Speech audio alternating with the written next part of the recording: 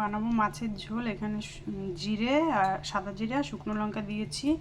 এর মধ্যে দিয়ে দেব পেঁয়াজ কুচি, আদা কুচি আর টমেটো কুচি, সব দিয়ে ভালো করে একটা পেস্ট বানিয়ে নেব।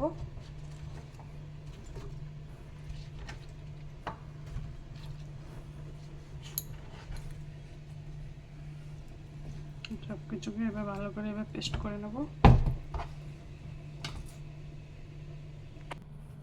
মশলাটা হয়ে গেছে করা, এবার রান্না করব।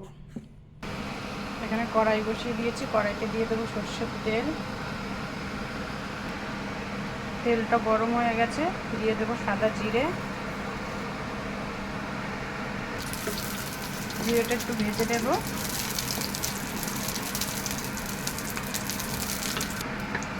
জিরাটা ভাজা ভাজা হয়ে গেছে, এবার দিয়ে দেবো এখান থেকে মশলা পেস্টটা।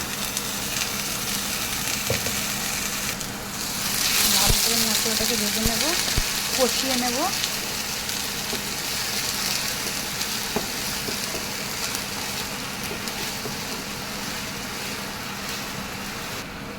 দিয়ে দেবো হলুদ,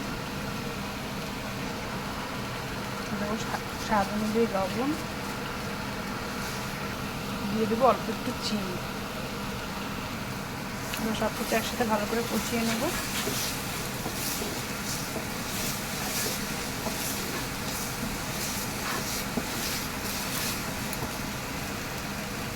এখানে দিয়ে দেবো অল্প একটু জল।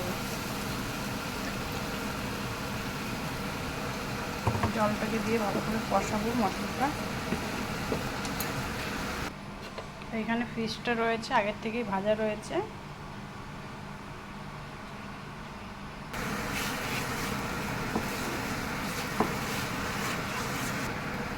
মশলাটা ভালো করে কষানো হয়ে গেছে, এবার দিয়ে দেবো এর মধ্যে পরিমাণ মতন জল।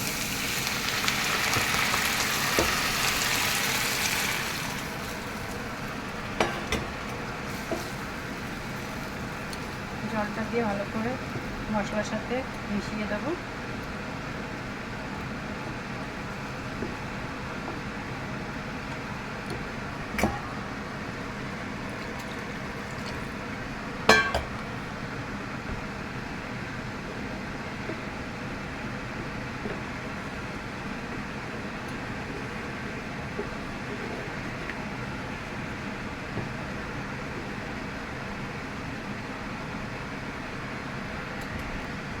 ঝোলটা যখন ফুটবে তখন মাছ দেবো। ঝোলটা ফুটে গেছে, এবার দিয়ে দেবো মাছ।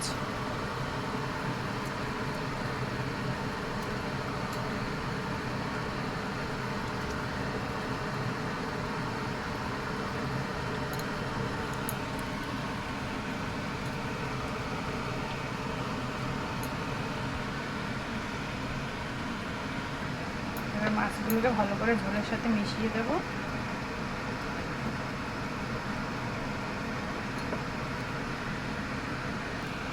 উপর দিয়ে দেবো একটু কাঁচা সর্ষের তেল।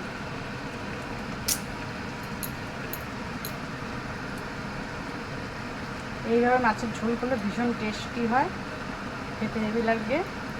আর এটা মাছের ঝোল বা ঝাল যেটা বলো। এবার এটা একটু ঢেকে দেবো। এবার মাছগুলো ভালো করে সিদ্ধ হয়ে যাক জলের সাথে, তারপর লাস্টে আবার দেখাচ্ছি।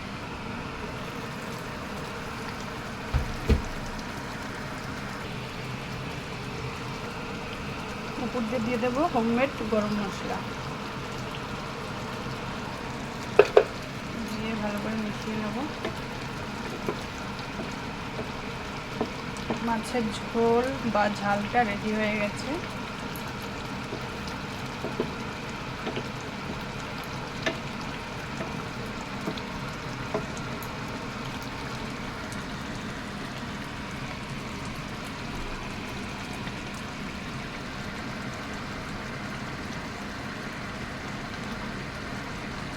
এবার গ্যাসটাকে অফ করে দেবো।